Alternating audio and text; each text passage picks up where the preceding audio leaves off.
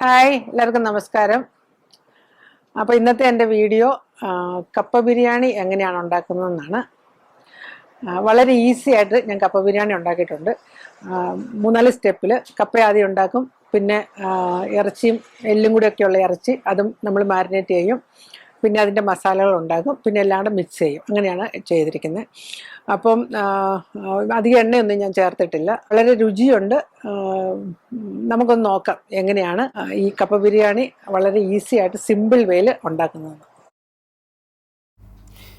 അപ്പം നമുക്ക് കപ്പ ബിരിയാണി ഉണ്ടാക്കാം.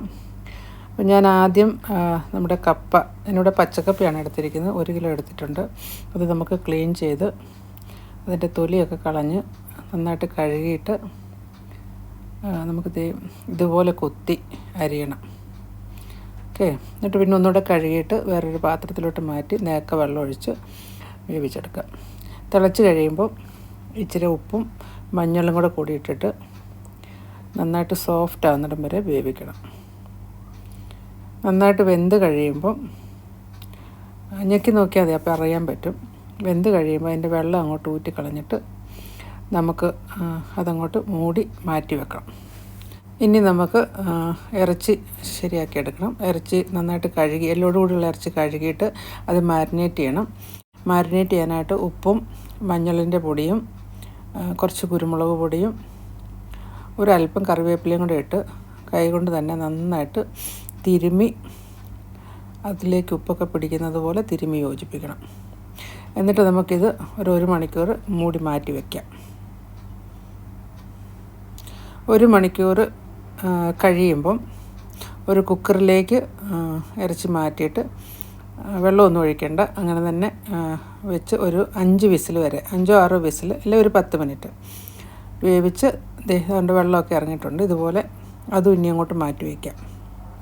ഇനി നമുക്ക് കുറച്ച് ഹോൾ മസാല, പെരുംജീരകവും പട്ടയും ഏലക്കയും എല്ലാം കൂടി ഡ്രൈ റോസ്റ്റ് ചെയ്തിട്ട് പൊടിക്കണം. ഇടികല്ലിലോ മിക്സിയിലോ പൊടിച്ച് അതും മാറ്റി വെക്കുക. ഇനി കപ്പയുടെ അരപ്പുണ്ടാക്കണം. കപ്പയുടെ അരപ്പുണ്ടാക്കാനായിട്ട് തേങ്ങായും പച്ചമുളകും ചെറിയ ഉള്ളിയും കറിവേപ്പിലയും കൂടെ മിക്സിയിലൊന്ന് പൾസ് ചെയ്തെടുക്കണം. ഒതുക്കി ചേർക്കാമെന്ന് പറയില്ലേ, നന്നായിട്ട് അരയ്ക്കണ്ട.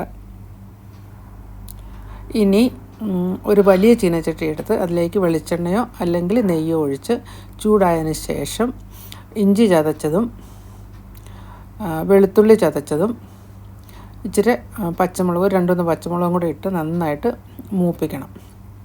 ഇത് നന്നായിട്ട് മൂത്ത് കഴിയുമ്പം ചെറിയ ഉള്ളി അരിഞ്ഞതും കുറച്ച് സബോള അരിഞ്ഞതും കൂടി ഇട്ട് ഇച്ചിരി കറിവേപ്പിലയും കൂടി ഇട്ടോ.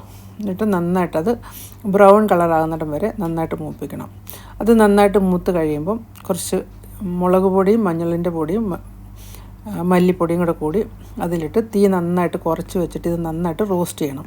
ഒട്ടും കരിഞ്ഞു പോകരുത്, തീ നന്നായിട്ട് കുറച്ച് വെക്കണം. അത് കഴിഞ്ഞ് നമ്മൾ നേരത്തെ ഇടിച്ച് വെച്ചിരുന്ന പകുതി മസാലയും കൂടെ ചേർത്ത് കൊടുക്കുക. ഇതിലേക്ക് ഇറച്ചിയിട്ട് അതിനകത്തെ വെള്ളവും ചാറെല്ലാം കൂടി ഒഴിച്ച് നന്നായിട്ട് മിക്സ് ചെയ്ത് ഒരു ലെയർ കപ്പ നമുക്കതിൻ്റെ മുകളിലേക്ക് ഇട്ട് കൊടുക്കാം. ഒരു ലെയർ കപ്പ ഇട്ടിട്ട് നമ്മൾ അരച്ച് വെച്ചിരിക്കുന്ന അരപ്പും കൂടി ഇടുക, തേങ്ങയുടെ അരപ്പ്. അത് കഴിഞ്ഞ് ബാക്കി കപ്പ അതിൻ്റെ മുകളിലേക്കിട്ട് നമ്മൾ നേരത്തെ ഇടിച്ചു വെച്ച മസാലയുടെ ബാക്കി പകുതി ഉണ്ടല്ലോ അതും കൂടെ ഇട്ട് കുറച്ച് മല്ലിയിലയൊക്കെ ഇട്ട്